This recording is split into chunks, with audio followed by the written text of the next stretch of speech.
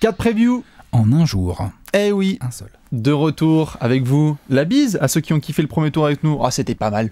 Oh, c'était bien. C'était bien, on a bien préchauffé. Non, puis Belle série. honnêtement, j'ai vu beaucoup de matchs de bonne qualité, moi. Ouais, c'était chouette. En plus, on a fini sur un Game 7, tout ce qu'on aime. Donc du coup, on doit passer au tour suivant. Bah, à un moment donné. Qui a même déjà un peu commencé. Oui. Mais ça, on va y Bah, ça, venir, c'est on va y venir. La NBA qui fait des petits calendriers comme ça pour Ils nous, aiment hein. bien mélanger les pinceaux. D'abord, Voilà. on s'installe. Et donc, on va devoir parler de cette série entre Cavs et Raptors. Numéro 2 contre numéro 3. Qui ont gagné leur premier tour, entre guillemets, sans surprise. Hein. Les Cavs, ils ont sweepé. On commence par la dynamique, tout à fait, Alex. Les Cavs, ils ont sweepé, mais sweepé avec... Sweepé avec l'écart le plus court depuis 1975. Voilà, 16 donc, points d'écart sur les 4 matchs. c'est un sweep. Donc c'est un sweep administratif. Un LeBron monstrueux. Ouais. Mais on peut pas dire que les Cavs en eux-mêmes se soient baladés. Non, le Voilà. banc a été très très propre. Bravo, ouais. le banc des Cavs qui a fait le taf quand même. On peut critiquer la fin de série de éventuellement Kevin Love et notre ami Kyrie un peu. Tout quand à même. fait, tout à fait. Bon, c'était. On peut critiquer leur défense. On aussi. peut critiquer leur défense Ça a qui n'a pas pas non été plus. terrible, Non, non, non. Est-ce que c'est pour ça que ça a été serré. c'est peut-être en effet un peu un sweep mirage un peu. Tu vois un peu un côté Ouais. genre c'est un sweep ok, mais bon, est-ce que c'est vraiment un sweep? On sait Sur pas le trop, papier, ça, c'est un sweep. En tout cas, ils n'ont pas joué depuis 300 ans quoi les Cavs. Ah, par contre, ouais. Je savais même plus qu'ils avaient une franchise. C'est clair. On s'est tellement fait chier sans eux là depuis une semaine. Enfin, il y a eu quelques beaux matchs, mais c'est vrai que je me suis dit, mais c'est vrai qu'il y a LeBron qui est encore en sur piste. Twitter là. Ah bah, il avait rien à foutre, le pauvre, il devait faire que des vidéos sur Undisputed, Uninterrupted, blablabla. Uninterrupted. Tout à fait. Donc ça, c'est un petit peu pour la dynamique. Vous connaissez cette première section où on parle un petit peu de ce qui s'est passé. Les Cavs, c'est géré. Toronto, pas le même parcours. Ah non, ils se Oh, sont t'as fait un peu transpiré peur. vénère. Ouais, Ils ont perdu le premier. ils perdent le premier. Après, ils sont encore menés 2-1. Parce qu'ils perdent le match 3. Oui. Et ils le perdent le match 3. Ils se font défoncer à Milwaukee. Et depuis, petits ajustements de Dwayne Casey, pas mal. Bel ajustement de Dwayne Casey. Moi-même, On refait, on note. Non mais oui, On note. c'est clair. On note la Franchement, date, notez-le. d'accord. Bel ajustement de 18h37. Dwayne Casey. Voilà, bien joué. Le mec, je crois que franchement, depuis qu'il est à la tête des Raptors, c'est la première fois que je le vois faire un truc aussi inspiré. On l'attendait, de toute façon, Valanciunas qui descende sur le banc, on le voulait depuis combien de temps, Alex aussi, depuis que Ibaka est arrivé, et même avant. On Non, était mais là genre, non seulement il met Valanciunas sur le banc, mais en plus il nous sort t'intègre Norman Powell qui n'avait pas Chips. joué dans les 3 premiers matchs quasiment. Tout à fait. Et ça paye tout Et de ça suite. paye tout de suite. Et Jason Kidd, qui a beau être un bon entraîneur, il l'a montré et tout, il n'a pas trouvé la solution. Il l'avait peut-être pas d'ailleurs. Hein, Non, mais il a l'a pas trouvé. épongé les Bucks jusqu'au bout, voilà. Donc ils ont quand même tenu, mais Toronto, ça a été forcément un peu plus 4-2. compliqué que les Au Cavs. final, c'est assez propre. Ouais, tout à fait. Petit coup d'œil dans le rétro, Alex, sur la saison régulière, 3-1. 3-1 Cleveland. Et le seul match que Toronto gagne, c'est une blague, puisque c'est le dernier match de la régulière. Ah bah oui, non, c'est une blague. Avec le Big 3 qui est au repos, donc forcément, c'était l'équipe Z contre l'équipe C'est une X. blague. Et Toronto qui jouait encore quelque chose. Voilà. Alors que Mais les Cavs, voilà, quoi. ce ne sont pas que des fessées, les 3 matchs remportés Non, par les non, Cavs. non, non. Il y avait des matchs bien tendus en début de saison. J'en ai où, souvenir que d'un. ce soit À Toronto, là. à Toronto, c'était lourd. Le tout premier, c'est à peu près en première semaine de régulière. Il est serré aussi entre les deux franchises. Oui. Donc ça, c'est un petit peu pour la dynamique où on s'installe rapidement. On voit ces deux franchises. Ce sont des retrouvailles aussi. On l'a même pas mentionné, mais la dernière finale de conférence.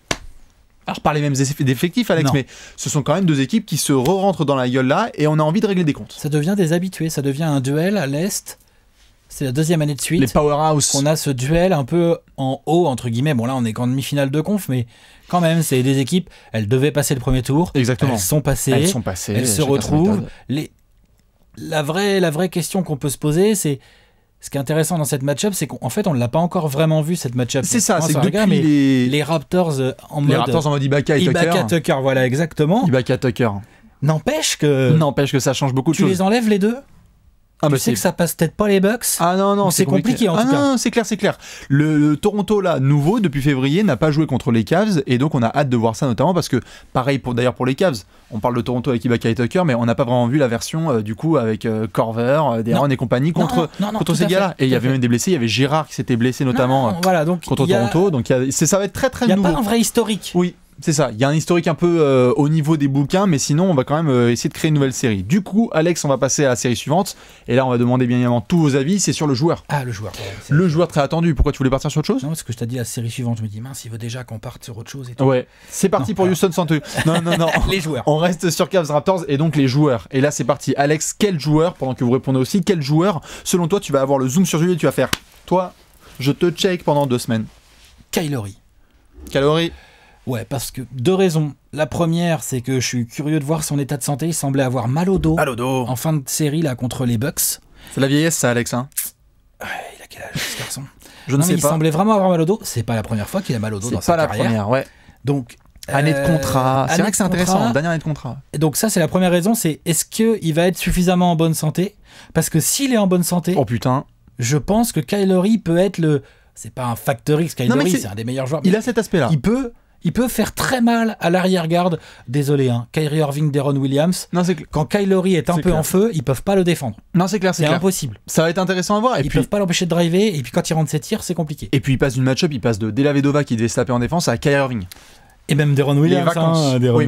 Les vacances. Moi, je peux le crosser. Deron Williams. Bien sûr, tout à fait. D'ailleurs, tu l'as crossé. Mais c'est les vacances, clairement. Quand tu passes à Kyrie Irving, tu vois ce qu'a fait Jeff Teague. Tu fais OK. C'est les vacances en attaque. Par contre, en défense, il va devoir beaucoup plus de boulot. Il va devoir en chier. Donc, c'est pour ça que je dis que Kylori, pour moi, c'est le joueur que j'attends vraiment beaucoup sur cette série. Il n'y a pas que lui. Hein. Non, c'est clair. Il y en a plein potentiellement. Mais DeRozan va la faire. Ouais, Kylori, c'est vraiment ton gars. Tu pourrais attendre Ibaka aussi. Et ben moi, je te réponds avec l'adversaire censé être direct d'Ibaka, Monsieur Kevin Love. On ne sait pas encore quels vont être les match-ups. Est-ce que Toronto va jouer big d'entrée parce qu'il y aura probablement Tristan Thompson et Kevin Love? Est-ce que du Toronto coup, va contrer ça avec Ibaka Valanciunas? Est-ce que tu vas remettre Valanciunas? Je pense juste que Ibaka, les Cavs l'ont mentionné. Ils ont joué donc les Raptors l'année dernière et on vient d'en parler, ils ont connu l'ancien modèle. Là, Ibaka apporte une dimension de protection d'arceau que Toronto n'a pas eu depuis Antonio Davis dans les années 2000. Enfin voilà, c'est vraiment une nouveauté pour eux. Et c'est un match-up avec Kevin Love. Mobilité, Ibaka, spacing.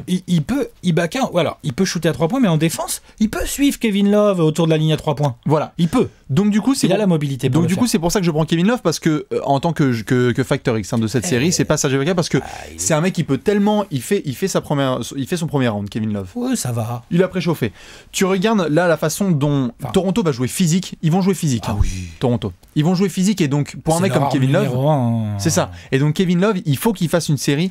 Je crois pas que Cleveland ne peut passer comme ça si Kevin Love ne fait pas une grosse série. Tu vois, tu peux pas uniquement dépendre de Kyrie et de. Et effectivement, t'as raison. Si Kevin Love commence à artiller de loin et que ça rentre, alors là, très emmerdant pour la défense des Raptors parce que t'es obligé de sortir Ibaka un minimum. C'est ça. Et donc du coup, Patrick Patterson. Enfin, je m'en fous quoi. L'intérieur qui sera, il peut pas protéger le cercle. Et Kyrie Irving, il y a pas de protection de cercle. Alors là, c'est direct. Et LeBron. Je sais pas si vous avez entendu parler. Ça va être pas mal. Donc ça va être assez intéressant à voir. Et j'aimerais bien voir après ce game 1 donc ce soir les ajustements que pourra faire Dwayne Casey. Est-ce que du coup, si Kevin Love commence à artiller, est-ce que tu gardes Ibaka? Voilà. Ça devrait être assez intéressant. Si vous avez des joueurs clés sur cette série qui vous intéressent, parce que on n'a pas mentionné DeMar DeRozan, on n'a pas mentionné Kyrie Irving, on n'a pas mentionné le banc des Cavs, etc. Il y a quand même beaucoup de joueurs qui vont être très attendus sur cette série. Beaucoup. Girard. C'est des séries compliquées. Tout à fait. Donc c'est pas comme le premier tour. C'est beaucoup.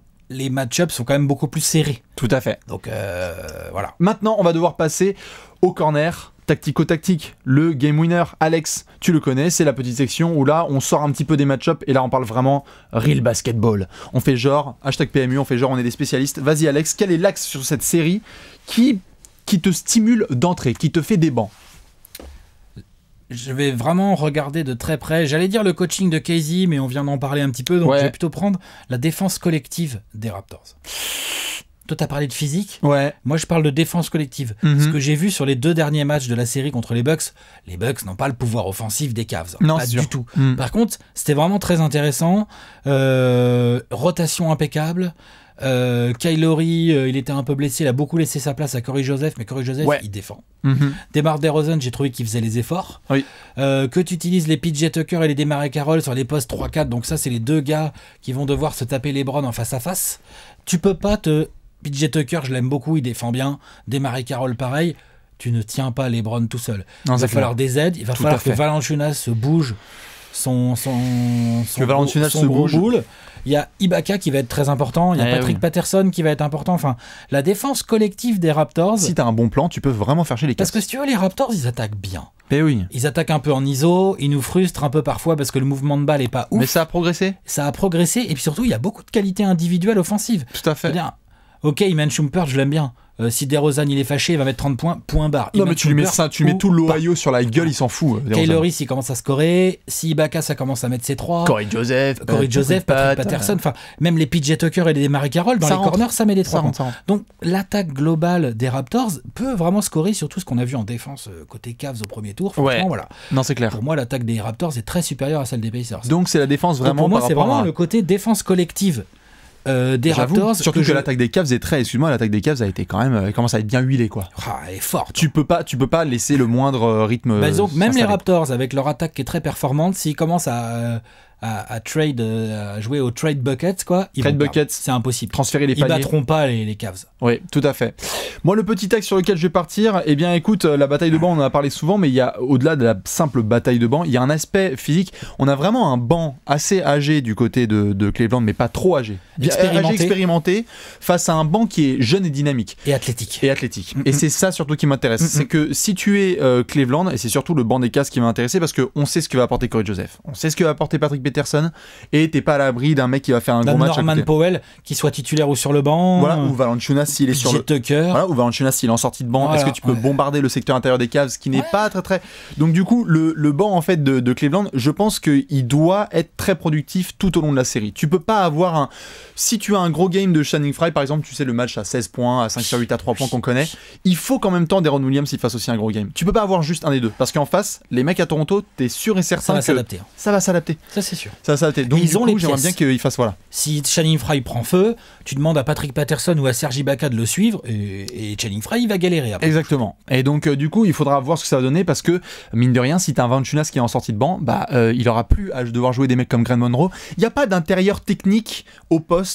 On est désolé, Kevin Love il est bien, mais c'est surtout un spot-up qui met ses tirs extérieurs. Il est clair, et Tristan Thompson n'est pas très fort en attaque. Enfin, il est pas ouf. Ses finitions à l'alley-oop. Donc il est clair qu'ils peuvent plus facilement que d'habitude cacher Valanciunas à ce niveau-là. C'est ça. Et donc si Valanciunas t'es en sortie de banc et tu dois essayer de le contrer, compliqué pour les Cavs, il faudra voir comment ça va. Ils ont besoin de lui pour la bataille au rebond. C'est ça, exactement. Donc du coup, Alex, est-ce que t'es chaud? On va devoir passer à la vraie section, The Real One. T'es chaud? Dis-moi. C'est le pronostic time. Let's go. Donc du coup, on va devoir sortir les petits pronostics. Allez, c'est parti. Pendant que vous voulez balancer dans les pronostics, Alex se marre déjà parce que je sens qu'il va nous sortir un blasphème. On n'oublie pas Hello Kitty à sortir la pièce. On sait jamais. C'est pas mon genre ça. On sait jamais. Allez, Alex, du coup, balance-nous ton pronostic. 4-3 Cavs. Game 7. Oui, j'y crois. Donc un match de plus que la saison dernière. Oui, voilà, exactement. Ok.